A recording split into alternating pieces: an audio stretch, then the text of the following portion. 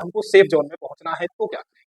देखिए, इस समय आप जो प्रैक्टिस सेट लगा रहे हैं उसमें आपके नंबर कम आ रहे हैं, तो आपको डरने का कोई भी डाउट नहीं होना चाहिए, आपको डरना नहीं है।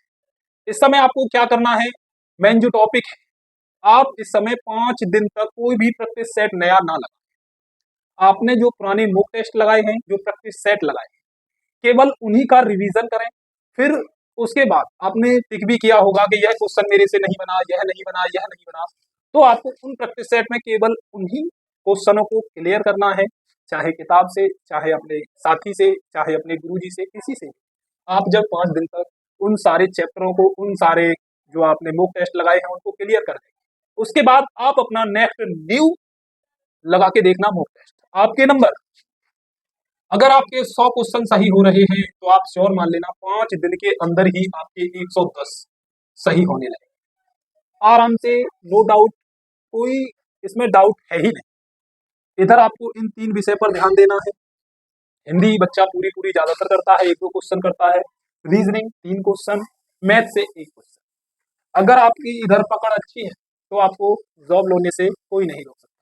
मेरे भाई, आपका भाई होने के नाते आपको इतना ही बता सकता हूँ कि आप अपनी पढ़ाई पर पूरा फोकस जमाए रखो, अपने पेपर को अपनी नजर के अंदर लेकर आओ।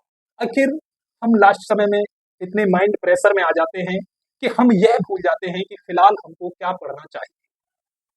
जब तक हमारा माइंड ही काम नहीं कर रहा होगा, तब हम कोई भी पढ़ाई कर लें, कोई भी पढ़ाई हमारे अंदर नहीं आती है। तो इसलिए आप लोगों को सबसे अच्छा है कि पेशेंस बनाकर रखिए, अपने पॉइंट को डिगने नहीं देना है। हमारा एम जो है उसको सफल लेने के लिए हमको क्या करना है। देखिए, एक बंदा अगर 16 घंटे 8 घंटे पढ़ रहा है और एक स्टूडेंट 4 6 8 घंटे पढ़ने के बावजूद मात्र 1 घंटा आधा घंटा उस पर मंथन करता है, तो वह कहीं ना कहीं आपसे आगे निकल जाता है।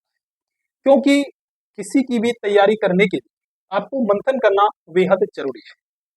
आप लोगों को मैं कहना चाहूंगा, आप लोगों ने जितने भी नोट्स बनाए, फिलहाल 7 डेज के अंदर आप उन नोट्सों का रिवीजन कर लीजिए। कोई भी नया मॉक टेस्ट आपको फिलहाल इस समय नहीं लगाना है, आपको उन नोट्सों का अध्ययन करना है। और जो आपने मॉक टेस्ट या मिनी टेस्ट या संपूर्ण टेस्ट जितने भी लगाए हैं, 10 20 30 40 जितने भी लगाए, सब में आपके जितने भी क्वेश्चन गलत हुए थे, चाहे वह मैथ से हो, चाहे रीजनिंग से, चाहे हिंदी से, किसी से भी, उन्हीं क्वेश्चनों को जाकर अपनी किताब में ढूंढिए और अब लगाकर देखिए। आपको लगने लगेगा कि मेरे से, जब मैंने यह मॉक टेस्ट दिया था उस समय मेरे से 5 क्वेश्चन मैथ के या 2 क्वेश्चन मैथ के नहीं बने थे। जब आप आज लगाओगे तो 5 क्वेश्चन में से आपको लगेगा कि 3 क्वेश्चन अब मैं बना ले रहा, अब जो 2 क्वेश्चन रह गए हैं उनको भी बनाना सीखना है। तो जब आपकी यह 7 डेज में सब क्लियर कर लोगे, उसके बाद आप लोग जब देखेंगे कि आपका स्कोर 110 था और अब 130 में इंक्रीज हो जाएगा।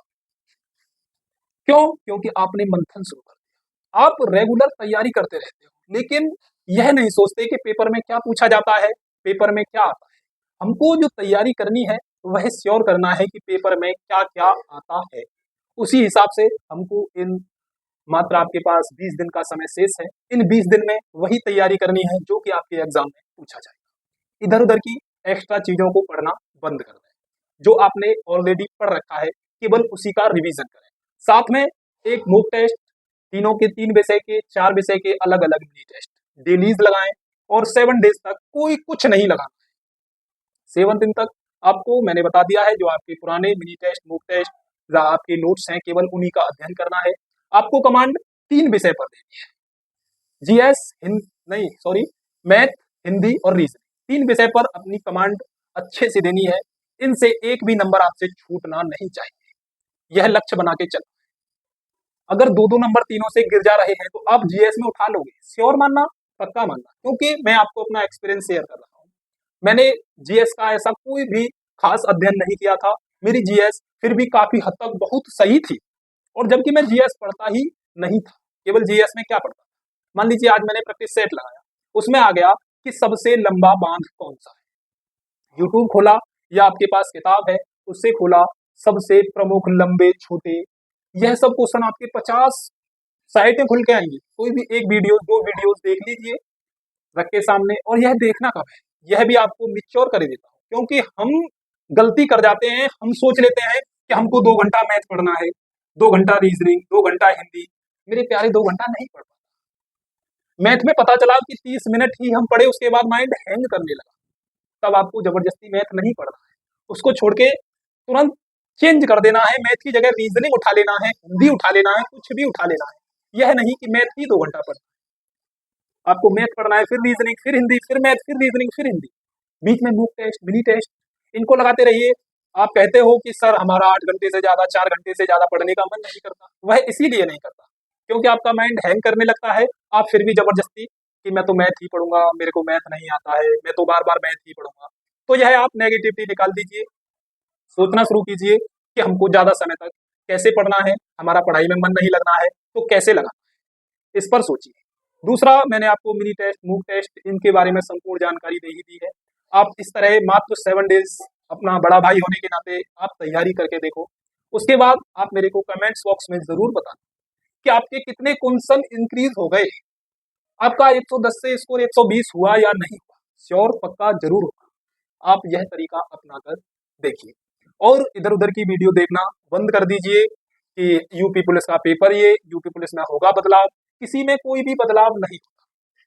बदलाव केवल इतना होता है कि आपका परसेंटेज से 3 क्वेश्चन थे, तीनों के अलग अलग आपका क्लियरेंस मेंशन दे रखा था, लेकिन जब आप देखेंगे 3 क्वेश्चन फिर भी होंगे, उनकी केवल और केवल आपकी भाषा, थोड़ी लैंग्वेज चेंज होगी और आपके जो अंक होंगे उनमें अंतर आता है। केवल इतना ही पेपर में अंतर आता है। जीएस के लिए आपने आज जीएस को पढ़ना कैसे है वह भी बता देता हूँ। एक दिन पर्वत पढ़ लीजिए, प्रमुख नदियों के उद्गम स्थल, प्रमुख नदियां कहाँ गिरती हैं। आप लोग आज राष्ट्रपति पढ़ लीजिए, कल के लिए लोकसभा, राज्यसभा, अनुच्छेद, यह जो आपके बहुत ही नॉर्मल क्वेश्चन है। जीएस में बंदा कहाँ गिरता है पता है? जो क्वेश्चन हमसे आते हुए हैं और गलत हो जाते हैं, हमारे को जॉब लेने से वही क्वेश्चन रोक देते हैं। इसलिए हमसे जो क्वेश्चन आते हैं वह श्योर आने चाहिए। केवल आप श्योर कर लीजिए, आपको डरने का कोई विषय नहीं है। इसलिए मैं आपसे कहना चाहूंगा, आप जितना भी जानते हैं वह पेटेंट आपके माइंड में होना चाहिए, ना कि आपकी कॉपी। हम लोग कॉपी पर छापे जा रहे हैं, धकाधक धकाधक रोज लिखते हैं 10-5 पेज और लिखकर बंद कर देते हैं। कोई प्रॉफिट होने वाला नहीं है उससे। अब जो आपने लिखा है ना उस कॉपी पर, उसको अपने माइंड में छापने का समय आ गया है। उन क्वेश्चनों को अपने माइंड में छापना शुरू कर दो, मंथन करना शुरू कर दो।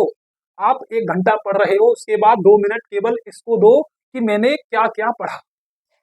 आपने 2 घंटा पढ़ाई की, फिर 10 मिनट उसको केवल इसलिए देना है कि मैंने क्या क्या पढ़ा। ओके मेरे दोस्त, अगर इससे संबंधित कोई भी डाउट हो तो आप मेरे से पूछ सकते हैं बेझिझक। आपको मेरा वीडियोस बनाने का केवल मेन मकसद यही था कि आपको अपने लक्ष्य की ओर ध्यान केंद्रित होना चाहिए, इधर उधर नहीं भटकना है। ओके, मिलते हैं नेक्स्ट वीडियो में, तब तक के लिए धन्यवाद।